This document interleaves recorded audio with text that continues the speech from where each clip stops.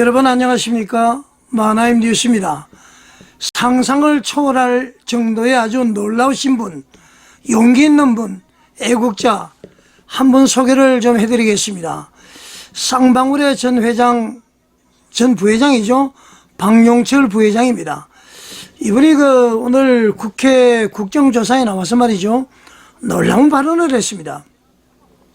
심지어 이제 국가정보원이라든가 말이죠, 국가정보원에서까지 원장이 나와서 대북 송금을 받았다는 리호남이라는 사람이 당시에 필리핀에 없었다, 그렇게 지금 국가기관장이잖아요, 말씀을 했단 말이죠. 그리고 민주당 국회의원들 대부분이 조작 기소다, 진술을 유도를 했다, 그렇게 지금 뭐 난리 난 것 아닙니까?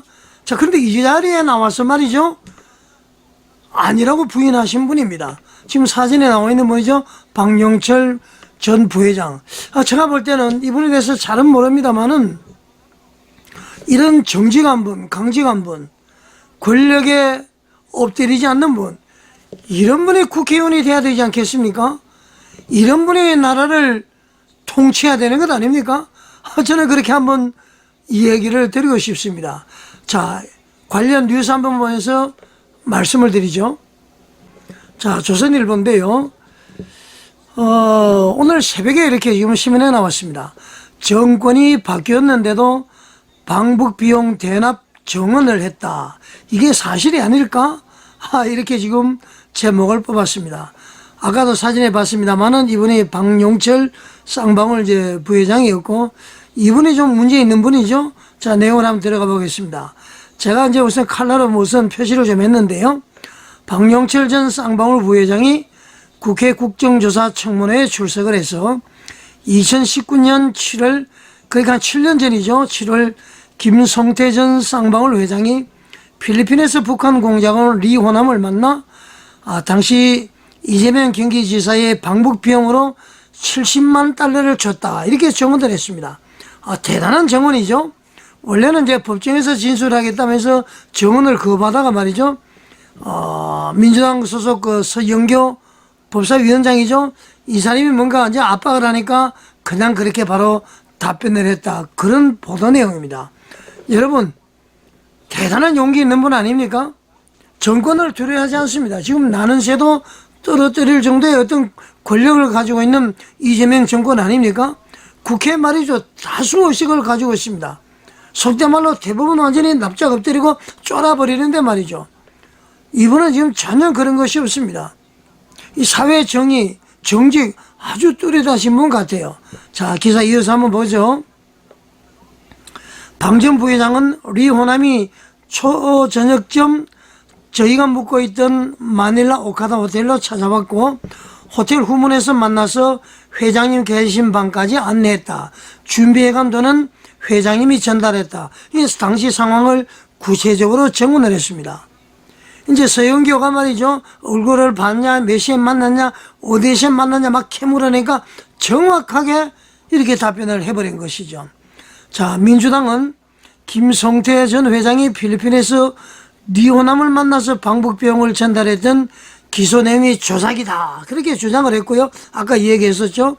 이종석 국정원장도 리호남의 출입국 기록을 근거로 해서 당시 리호남이 필리핀에 없었다, 이 얘기는 이제 바로 기소 내용이 조작됐다는 것을 뒷받침하는 것이죠. 자, 그렇지만은 방 전 부회장은요, 이런 사람들의 이야기에도 불구하고 필리핀에서 리호남을 똑똑히 봤다, 그리고 김 전 회장이 돈을 전달했다, 이렇게 다시 확인했다는 겁니다. 정직한 분이죠. 여러분, 이런 분이 국가 일을 해야 되지 않겠습니까? 국회의원 되고 말이죠, 뭐 가능하면 대통령까지 되면 이렇게 정직한 분이 어디에 있겠습니까? 대단한 용기 있는 분이죠. 자, 기사를 계속 보죠. 재판부에서는 말이죠, 이화영이 지금 7년 6개월 징역이 8개월의 확정 판결을 내려졌잖아요.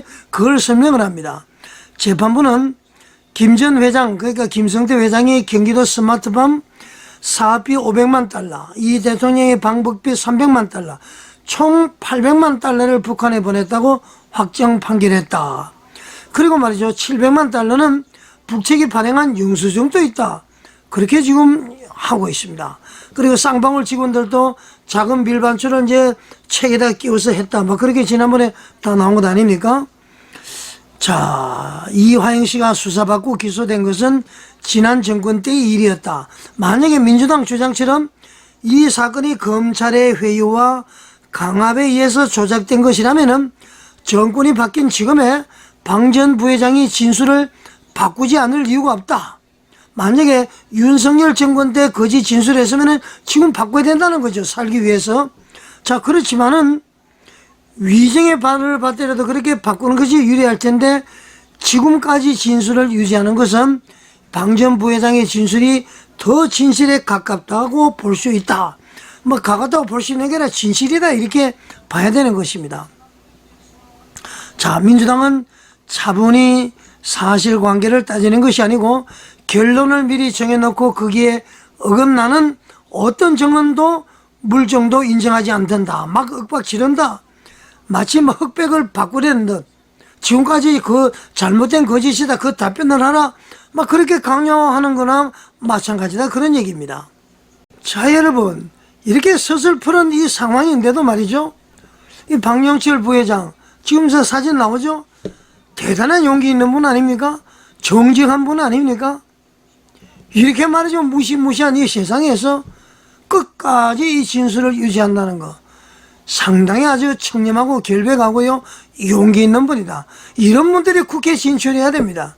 이분이 뭐 징역도 살고 나왔다 그러지만 그 아무것도 아닌 것 같아요. 이런 분이 국회에 들어가면은 도적질하지 않고요 뇌물 받지 않고요 정직하게 나라 일을 할 것 같습니다.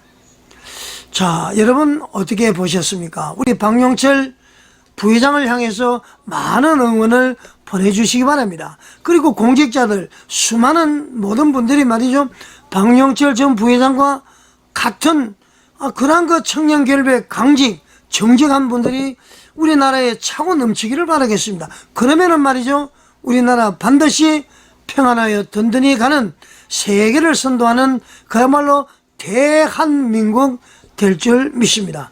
여러분 어떻게 생각하십니까? 시청해 주셔서 감사드립니다.